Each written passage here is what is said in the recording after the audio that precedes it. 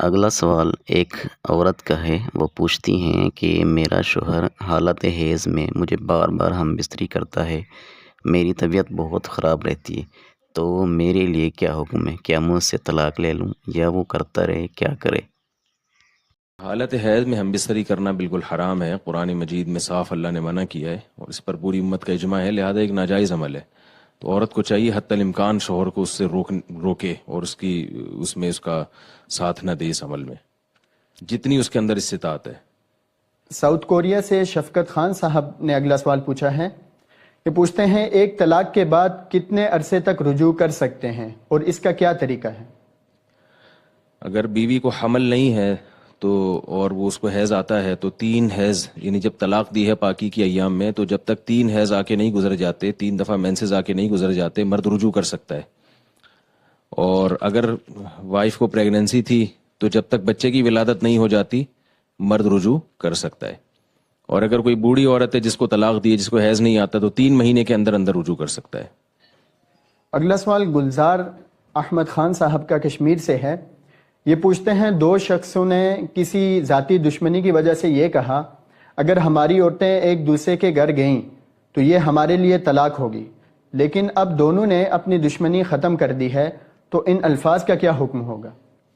طلاق کے الفاظ میں ریورس گیئر نہیں ہے، ٹھیک ہے نا؟ جب انہوں نے کہہ دیا کہ اگر ہماری عورتیں ایک دوسرے کے گھر گئی ہیں تو طلاق ہے، تو وہ چاہے سلو آپس میں ہو گئی، جب بھی ان میں سے کسی کی عورت ایک دوسرے کے گھر جائے گی تو طلاق واقع ہو جائے گی۔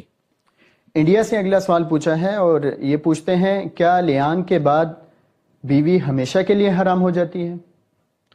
حدیث میں آتا ہے المطلعنان لا یجتمعان ابدا، کہ لیان کرنے والے کبھی بھی جمع نہیں ہو سکتے۔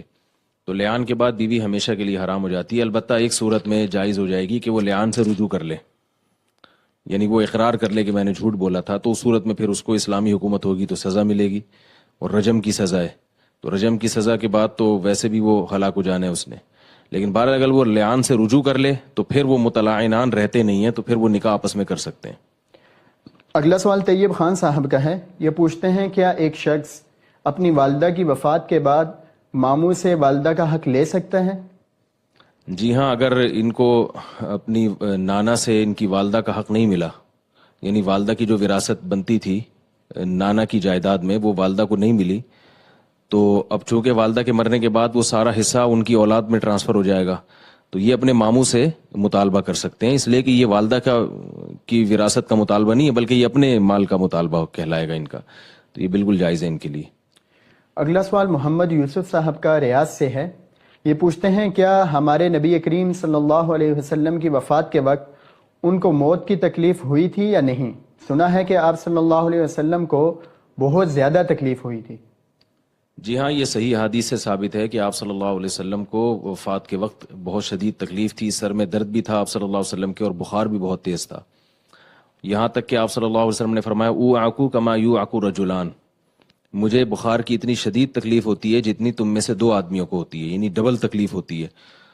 تو یہ جو تکلیف ہے، اور پھر آپ صلی اللہ علیہ وسلم نے حضرت عائشہ سے مروی بخاری کی حدیث ہے، اس میں آپ صلی اللہ علیہ وسلم نے فرمایا کہ یہ تکلیف مومن کے لیے رحمت ہے، اس سے مسلمان کے گناہ معاف ہوتے ہیں، اور جو پہلے سے جن کے گناہ معاف ہوں ان کے درجات بلند ہوتے ہیں۔ تو آپ صلی اللہ علیہ وسلم کو مرض وفات میں بیماری کی بہت شدید تکلیف ہوئی ہے، اور یہ تکلیف جو ہے اس کی علامت ہے کہ موت کے وقت کسی کو تکلیف ہونا یہ اس کے گناہگار ہونے کی علامت نہیں ہے، بلکہ مسلمان پہ جو بھی تکلیف آتی ہے آپ صلی اللہ علیہ وسلم نے فرمایا اگر گناہگار ہوگا تو گناہ معاف ہوں گے، گناہگار نہیں ہے تو اللہ تعالیٰ اس کے درجات کو بلند کرے گا۔ لیکن بہر اللہ سے دعا یہی مانگنی چاہیے اللہ تعالیٰ ہم سب کو ہر قسم کی تکلیف سے محفوظ رکھے۔ اگلا سوال پشاور سے ایاز احمد صاحب کا ہے۔ یہ پوچھتے ہیں نبی پاک صلی اللہ علیہ وسلم کا کوئی نکاح محرم کے مہینے میں ہوا تھا یا نہیں؟ حضرت صفیہ رضی اللہ تعالی عنہا سے جو آپ صلی اللہ علیہ وسلم کا نکاح ہوا وہ محرم میں ہوا، اور عجیب بات یہ ہے کہ حضرت عثمان کا حضرت ام کلثوم سے نکاح محرم میں ہوا ہے، اور جو نبی صلی اللہ علیہ وسلم کی بیٹی تھی حضرت ام کلثوم، اور آپ حضرت علی رضی اللہ تعالی عنہ کا جو حضرت فاطمہ سے نکاح ہوا ہے اس میں مختلف روایتیں ہیں، لیکن علامہ ابن کثیر جو مایہ ناز مورخ ہیں انہوں نے ذکر کیا ہے کہ وہ بھی محرم میں ہوا تھا۔ تو اس لیے محرم میں نکاح تو بڑے بڑے حضرات اور صحابہ کی سنت ہے، اس میں ہمیں ہچکچانا نہیں چاہیے۔ ندرت چوہان صاحبہ نے اگلا سوال پوچھا ہے۔ یہ پوچھتی ہیں کچھ اہل سنت لوگوں سے ہی سنا ہے کہ محرم کے پہلے 10 دن کوئی چیز خریدنی نہیں چاہیے، نہ ہی عورت کو بناؤ سنگار کرنا چاہیے، کیا یہ بات درست ہے؟